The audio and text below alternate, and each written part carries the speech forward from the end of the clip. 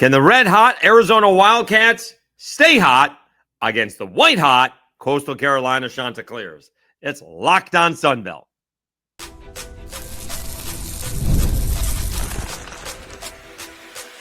You are Locked On Sunbelt, your daily podcast on the Sunbelt Conference, part of the Locked On Podcast Network, your team every day. All right, Dave Schultz, Locked On Sunbelt, your teams every day. Today's episode brought to you by Game Time. Download the Game Time app, create an account, and use code LOCKEDONCollege for $20 off your first purchase. All right, we're going to do this up front. Really appreciate everybody that subscribed. We're up over 2,000 subscribers. Really appreciate that. Please subscribe to the audio portion as well. Apple Podcast and Spotify. You can find it anywhere, but those are the two most popular. So we do appreciate that as well. And the numbers are really high. We may set a record for audio downloads here in the month of June. All right, with that out of the way, we're going to talk Arizona Wildcats. They are playing, obviously, Coastal Carolina in the first game on Friday. We're going to do it with a really old friend, somebody that I knew way back a few lifetimes ago, David Kelly. He hosts afternoon on Wildcats Radio 1290, DK on the Sports Tip. We're going to recap Arizona's season, and they had a change of pitching approach late in the season, and obviously has had a great effect as they are now in the College World Series. We're going to talk about their starting pitching versus their relief pitching, and Mason White, a big part of their lineup. Who else do they have? Because obviously they have hit their way to the College World Series. He is the afternoon host on Wildcats Radio 1290. He is David Kelly, and he is Locked On Sunbelt. Welcome back to another edition of Locked On Sunbelt, your teams every day. Dave Schultz with you. We are continuing our previewing of the College World Series, and so thrilled to welcome back in an old acquaintance. And that's more about me than him, but we did know each other way back when in the Cal League. One was in High Desert. The other one was the voice of the Bakersfield Dodgers. He is David Kelly. He is on Wildcats Radio 1290. He hosts DK with the Sports Tip and afternoons on Wildcats Radio 1290, and he will help us preview the Arizona Wildcats. David, great to see you again, man. Why am I the only one who ages in this equation? You look exactly like you did in 1993. Well, I don't know. I think there's a little bit more gray in this beard. Just a little, not nearly as much. You know, I still got a little bit on top of the head, but yeah, man, it's like going back 32 years back to the California League broadcast days. Those were some good times, but I'm just, it's awesome. In fact, I was talking about, I met some folks. I played golf on Sunday with some people from Toronto. I was saying, oh, do you know Matt Devlin? I was like, he was my boy. He was in the California League back in the day, but it's great to see all of us still in this business doing our thing somewhere here in the United States. That's exactly right. All right. Tell us about, Arizona, because one of the things we were talking about when Arizona came back and won that second ball game, I was like, Carolina's got Jake Knapp, and I'm like, well, obviously it may be a little bit of an advantage to get Arizona, but I said at the same time, by the time you get to the World Series, it's one of two things, and it may be both. Either a team's really good or really hot, or both, and I happen to think in Arizona's case, it may be both. So a recap Arizona season, because I think they won the Big 12, right? And then they obviously won the regional, and they went into Carolina and took down the Tar Heels. Well, it's been an interesting last really 4 weeks, David, because this was a team that kind of towards the end of the regular season, the Big 12, we didn't know what this was going to be about, because they lost a couple of games at home to the last place team in the Big 12 in Utah, and then they went on the road for their last road trip to Houston, which was at the bottom of the Pac-12, and they got blown out by 9 runs on a Thursday night, and they had lost 5 of 6, and we're thinking this team just doesn't have it. They just don't have the pitching, and something happened. Something happened after that Thursday night game in Houston. The light went on.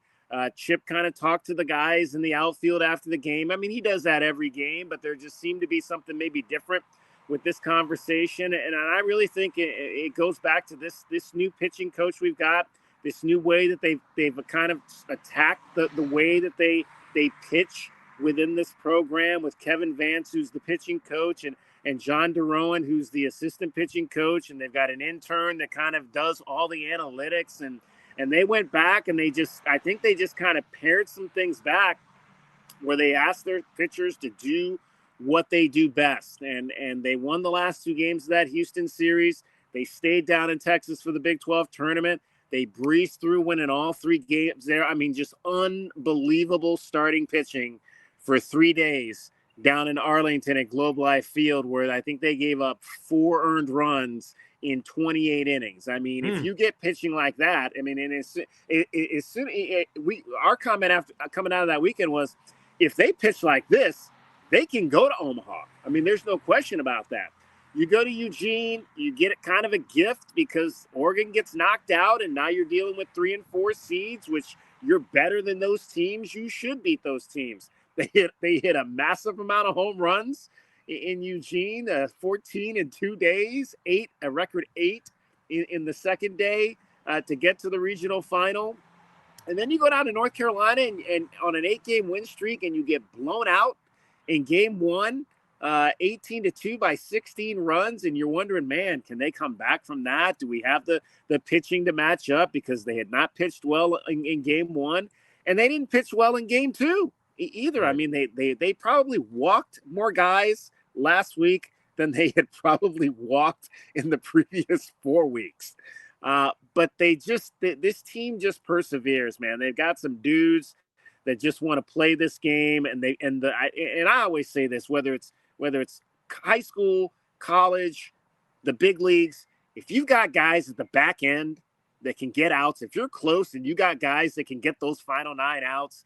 I mean, I'm sitting here in my hometown in Cleveland, and I go back to 2016 when they had some dudes that the best bullpen in the league. And that's one of the reasons why they got to the World Series, losing to the Cubs. If you've got guys in the bullpen that can get you those outs, and we got the best closer maybe in the country in Tony Pluta, and you got some setup guys, and that's, to me, that's one of the big keys for this club. And what we saw in games 2 and 3 down in North Carolina was they were able to shut down those guys at the end and close those games out. Yeah, because the opposite rings true. Because you blow a couple of ball games, and it doesn't matter what level you're at. It just it comes back to hurt you, and sometimes it's tough to bounce back. Talking to David Kelly, host of DK with a sports tip on Wildcats Radio 1290. So let me get this straight, because it kind of feels like with 2 games left in the regular season, the coaching staff said, whatever we're doing ain't working. We need to pare it down, and we're just going to make things much simpler, and that seemed to catch on. Well, and you've got a head coach in Chip Hale who's managed in the big leagues. I mean, he's been there. Right. He won a national championship at Arizona, one of the grittiest players. I mean, when you talk about the University of Arizona, there's 2 guys who are coaching on the major level who are just guys that were maybe the epitome of what that university is all about. And that's Steve Kerr for the Golden State Warriors, who just was that type of player in college. I was at USC at the time, and I remember going into McHale Center my sophomore year. They beat us by 40, and every time Steve Kerr hit a 3, the crowd's going, Steve Kerr, Steve Kerr. And now he, gets into the professional basketball. He wins championships with the Bulls, so he knows how to win. And Chip Hale's the same way. He won a national championship at the University of Arizona. He got to the big leagues. He managed in the big leagues. He comes back to his alma mater, and he understands, and he made a tough move. I mentioned Kevin Vance and John DeRowan earlier, our pitching guys. He made a tough move a couple years ago when he let go of Dave Vaughn, who's a great pitching coach. He's down at TCU right now, working down there, but it wasn't maybe the right fit for what Chip was looking for. And Kevin Vance has come in and kind of rebuilt this in a more analytical way, to an analytical approach to pitching. And I think a key move, which we really haven't talked about enough, maybe on our side, and I interviewed Chip yesterday and I asked him about it, was he got out of the dugout. He was in the dugout. He had Toby DeMello, his hitting coach, coaching at third base. And he said, you know what? They were going through some hitting struggles.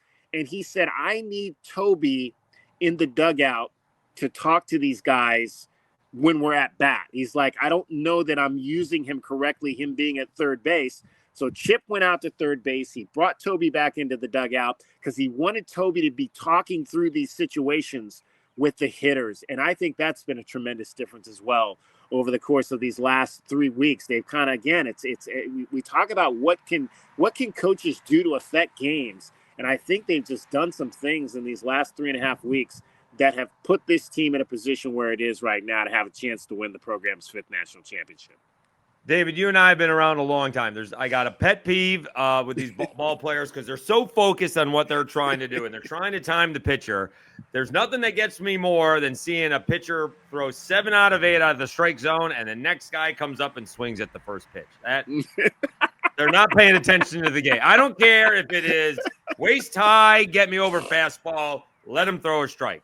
So maybe that's what, the coach is going in there telling them, not only pay attention to what you're doing, but maybe pay attention to the game just a little bit. If you fall behind 0-1, that's now 7 out of 9 that he's throwing, 2 out of 9 that he's throwing in the strike zone. See if he can do 2 in a row, because you're still going to get a good pitch, or he's going to be wild again. So that's just one of my pet peeves. These guys don't pay attention to what's going on in the game the way some of us have been doing. It's interesting you say that, David, because obviously you and I we're older here. This is such a different game on a number of levels, baseball and softball, because we had this same conversation about our softball team a few weeks ago. They lost to Ole Miss in the regional final. Arizona softball always gets out of the regional final, but they didn't this year. They had a situation late in the game where they had a chance to tie the game. Bases were loaded. Girl came up. New pitcher came in. She swung at the first pitch. And I was like flabbergasted. I was like, the same girl the day before had thrown 6 straight balls in a row. And I'm thinking, like, come in and make her throw a strike there. But I don't think that's the way this game is played anymore. And last week at North Carolina, our offense was as aggressive as they've been all season, swinging early in counts, because I think the approach was, you're going to get your best pitch early, and you need to jump on it. Don't get behind in counts. So we saw, I think that could be a scouting report thing. Yeah, that could be a scouting report thing. So that's a little bit different. Yeah. That could be a little bit different. I think Saturday's game, I think the two teams combined to throw like 240 pitches. It was like a really low number. Sorry, Sunday's game. Sunday's game was like a really low number of pitches because guys on both sides were swinging early in counts. They were looking for their pitches early, and if they got their pitch, they were going after it. And I mentioned Kevin Vance again. I had him on my show, and he laughed at me because we're still ERA guys. I'm still an ERA guy, and their ERA was over 4.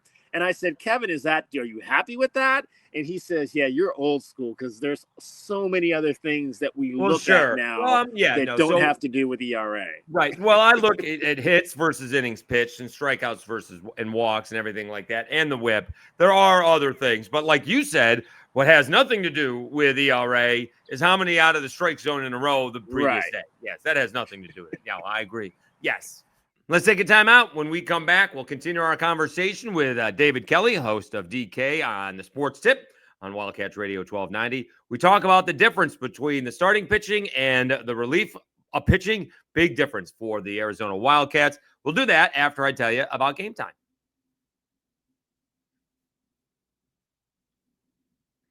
There's nothing like the NBA playoffs. The intensity, the buzzer beaters, the fans losing their minds. It's the kind of atmosphere you must experience live, and this year's matchups are already delivering. If you want in, Game Time makes it fast and easy to get seats. Even for the biggest playoff games, prices on the app actually drop closer to tip-off, and with killer last-minute deals, panoramic seat views, and no surprise fees, Game Time is a total game changer. All right, I was just looking on the app for tickets for Coastal Carolina and Arizona. This was on Tuesday, so it may have changed on Wednesday, but $37. You can find tickets for as low as $37 on the Game Time app. Take the guesswork out of buying tickets with Game Time. Download the Game Time app, create an account, and use code LOCKEDONCollege for $20 off your first purchase. Terms apply. Again, create an account and redeem code LOCKEDONCOLLEGE for $20 off. Download the Game Time app today. Last minute tickets, lowest price guaranteed.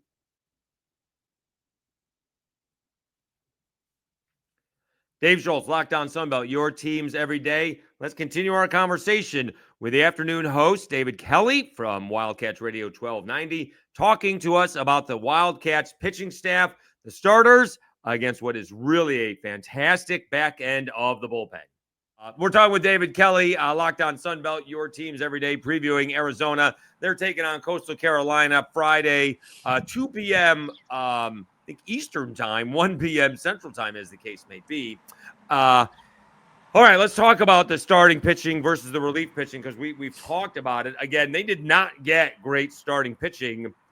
Arizona did until Sunday. And so maybe it was an aberration. Again, those statistics may be what the season was, and then they got hot the last couple of games against Houston. They got hot in the regional. They got hot in the Big 12 championship. They got hot in the regional, and then got creamed for a couple of games. And then the guy's got his name backwards. It's Smith Bailey. It should be Bailey Smith, but his name is Smith Bailey. I'm sure you've never made that mistake, but his name is Smith Bailey. He actually pitched pretty well, or certainly pitched the best of all the starters. And then, like you said, you got Tony Pluta in the back end, who is, he's given up 5 earned runs all season. So He is outstanding. So talk about, I presume, was it Kramkowski is going to pitch? Yeah. Is that his name? Yeah, Owen Kramkowski. Yeah, Kramkowski. I presume he's going to pitch against, I presume it's going to be Cam Flukie, the Sunbelt Pitcher of the Year. He's probably not going to go on short rest. I could be wrong, but he pitched on Saturday in the regional, so I presume he'll pitch game 2 in the College World Series, win or lose on Friday. So Jacob Morrison will probably go on Sunday. So tell us about Kramkowski. Maybe that was just an aberration because he got shellacked against Carolina in the opening game of the regional. Yeah, well, again, I mean, the thing with Owen Kramkowski and really this entire staff is they just don't walk a lot of guys. They don't give up those free bases. And they did that last week. I mean, he hit the first guy, he walked guys, and that's not Owen. Owen doesn't walk guys. And I think and that's a tough team. I mean, North Carolina is a tough team. And Chip came out and said that might be one of the best teams, top to bottom that we played all year between their hitting and their pitching. And it's such a great story with really the first 2 guys, Owen Kramkowski and Raul Garzar, who are both local kids. I mean, Owen Kramkowski, they're both down south of Tucson in little small towns kind of close to the border of Mexico. Saurita for Owen and Rio Rico for Raul. And I've been doing this for 17 years out in Tucson. I don't think we've ever had 2 kids that are local that have been the first 2 guys in that rotation, which is really kind of cool when you add in the fact that your best offensive player is Mason White, another local kid. So there's some Tucson kids that are making this thing go, which has kind of been the story for this year. And you talk about Tony Pluta. You mentioned he's given up 5 earned runs.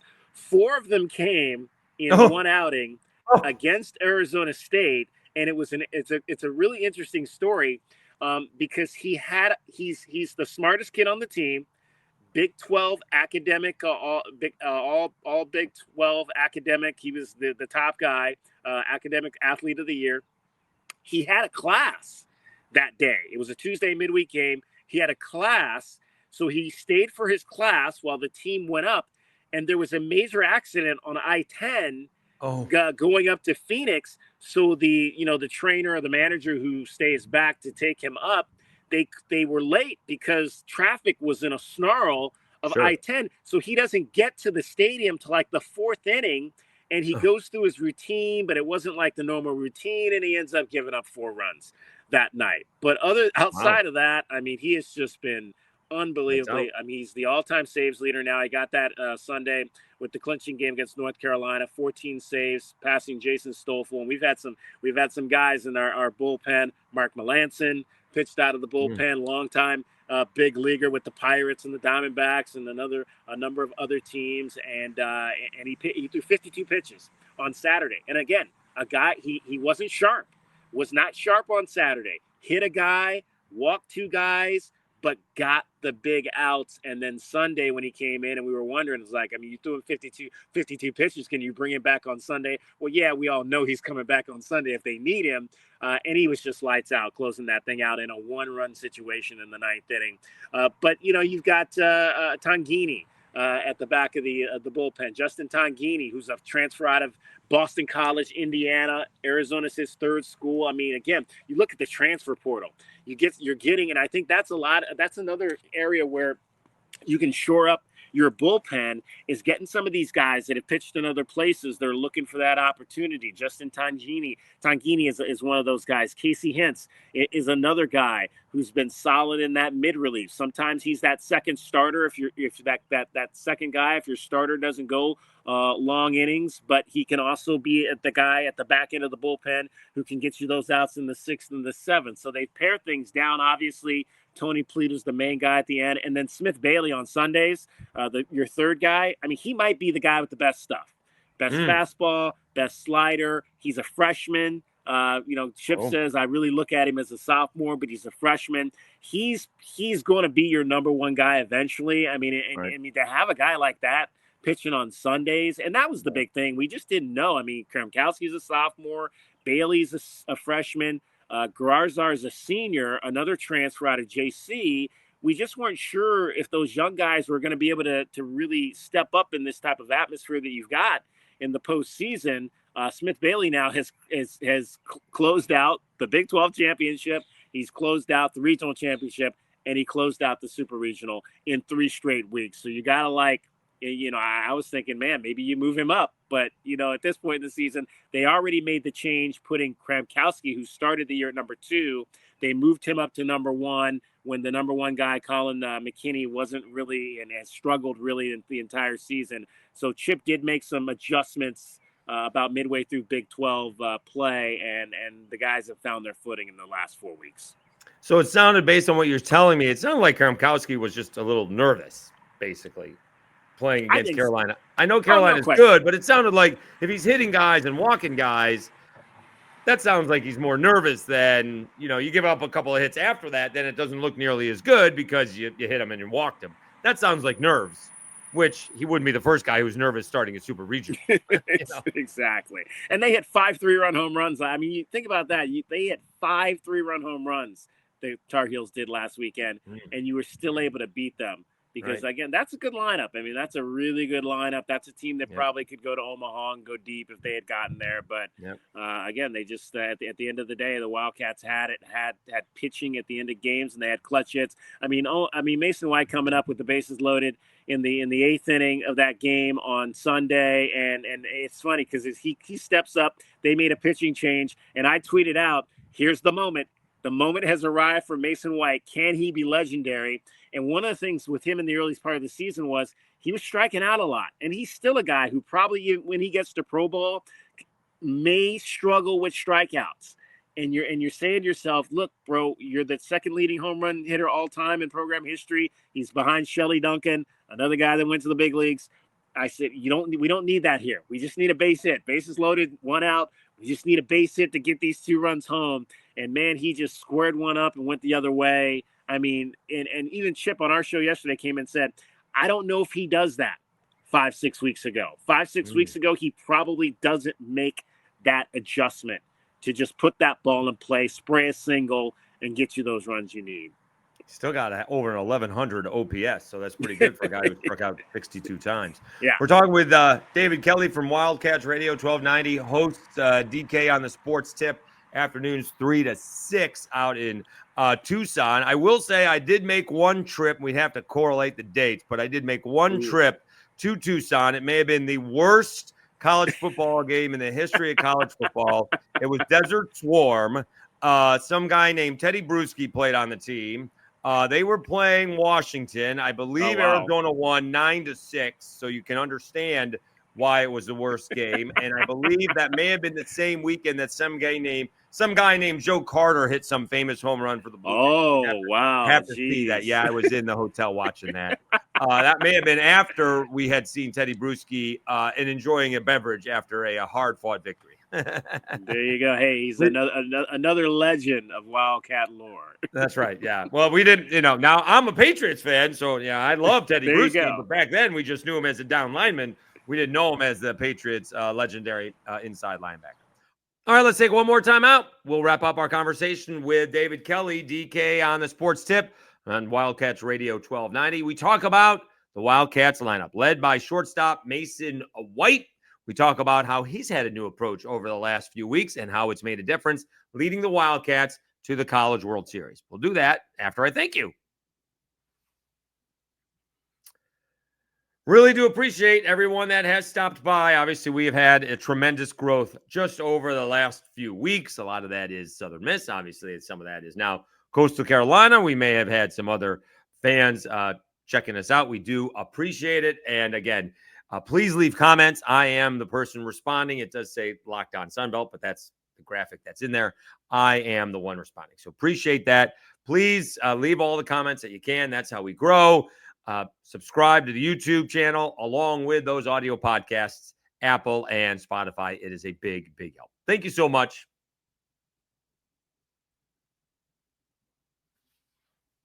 All right, Dave Schultz, Locked On Sunbelt, your teams every day.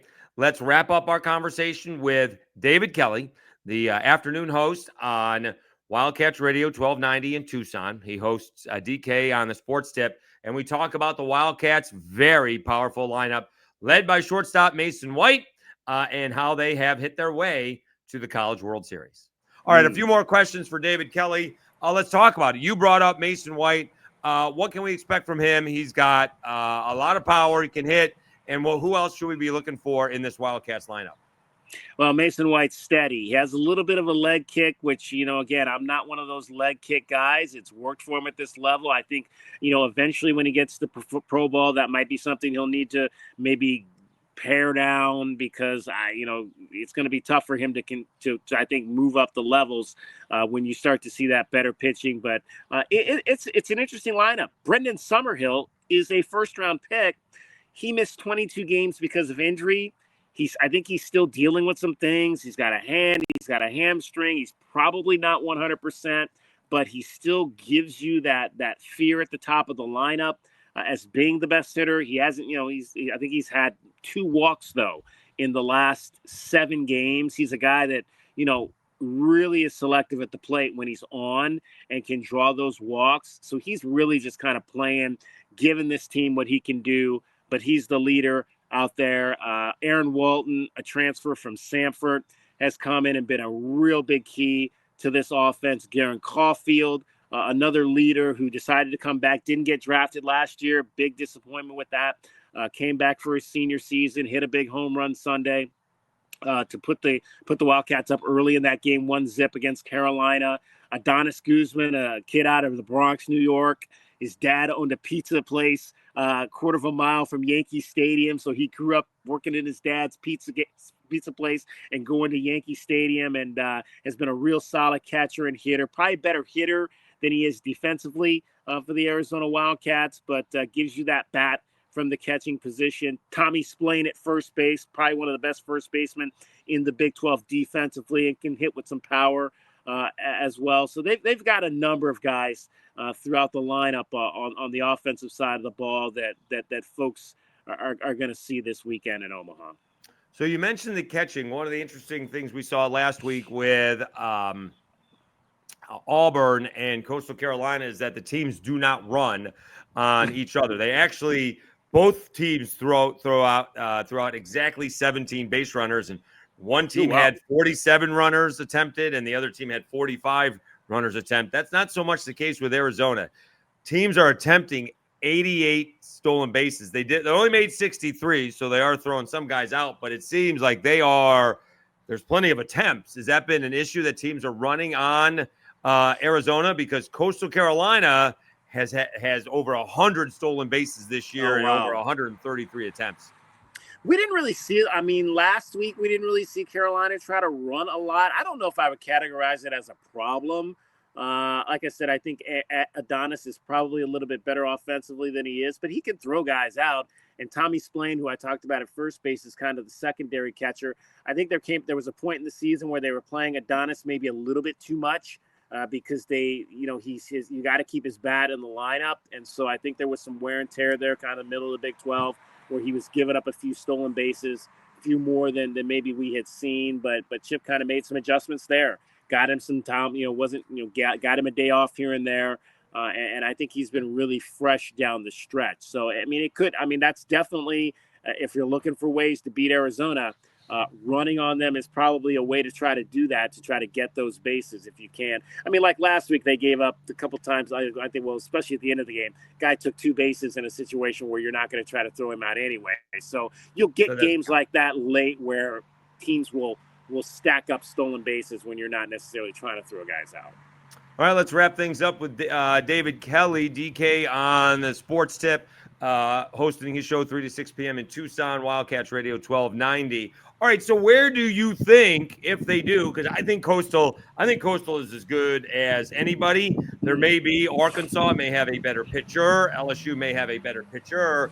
I think Coastal Carolina, with their 3 pitchers and the back end of the bullpen, has as good as anybody. And some guys may have a better guy in the lineup, whereas I think Coastal's lineup is as balanced as anybody. I mean, they lead off a switch-hitting catcher, for God's sake. Where would Arizona, if they do have an advantage, do you think, if they do have an advantage? Oh, gosh, where do they have an advantage? That's I mean, not really. I mean, they may not. I mean, Coastal Carolina may be better. They've only won 23 in a row. I mean, they're a great baseball team. I think the advantage is they're hot right now. I think they're playing well. They're playing together. There's a cohesion. They have this thing they do before every game where TJ Adams, one of the kind of the reserve guys, brings out a toy car and he kind of gets the team riled up. They've got this thing with the bananas that gets them going too, and that's kind of been a playoff thing the last couple of years for them. You got a kid with Mason White who may go down as one of the best shortstops in the history of the program. For being a local kid and putting this team on his back, getting them to the World Series, and I still wonder, especially after last week, if they've got the pitching to match up at this next level. If they can go deep into a tournament like this, that's probably my biggest concern with Owen Kramkowski and Raul Garza in the middle. That's I think if there's a big concern for me, it's still whether or not they've got the pitching to be able to win against teams like LSU. That would be awesome. Jay Johnson, our ex-head coach, the guy that took us to our last World Series in 2021. And obviously Friday coming up, we all remember 2016 and Jay's first year getting to the finals and losing to Coastal Carolina. And I was telling people, I remember that bus came home that night and the look on Jay's face, he was so disappointed that they weren't able to get that done after being so close and replaying that 9th inning where he felt like, I think there was a ball that went down the line that was almost a hit, that could have been a hit, that could have changed the frame of that particular game. And maybe you win game 3 and now you've got 2 national championships in a 4-year stretch. But it's hit the ball to the wall. Didn't a ball go to the wall? It wasn't the final out to the ball to the wall. Yeah, that's absolutely. What I thought. Yeah, absolutely. There were a couple balls in that 9th inning that just missed from being big hits for the Wildcats. So there's some good storylines attached to this World Series. You gotta love Murray State being in it as a smaller school as well. That's always fun. Three ex-Pac-12 teams. We could see Oregon State potentially, which is a team that we've been battling with for years. And UCLA is always a rival, so we probably won't see them maybe until potentially a final. So there's some great storylines with this World Series, and I can't wait to kind of see how it plays out. Well, it will be Coastal Carolina and Arizona up first, 2 p.m. Eastern time, 1 p.m. Central time. What time zone are you on? Because Tucson seems to be on Arizona's on their own little time zone. What time zone are you guys on? So we don't change our times in Arizona. So during the summer, think of us as Los Angeles. And in the winter, think of us as Denver. So we're on Los Angeles time right now. So we're -3 from Carolina and -2 from Omaha. Oh. All right, so a little 11 a.m. Morning baseball out in Tucson for the first pitch of this ball game on Friday. David, great catching up. Thank you so much for hopping on the podcast. He is David Kelly, DK on the Sports Tip, Wildcats Radio 6. We'll try that again. 3 to 6 p.m. on Wildcats Radio 1290. Thank you so much. Really appreciate it. Great catching up. Great to see you, and all the best. Awesome, Dave. Great to see you out there doing your thing, and continued success.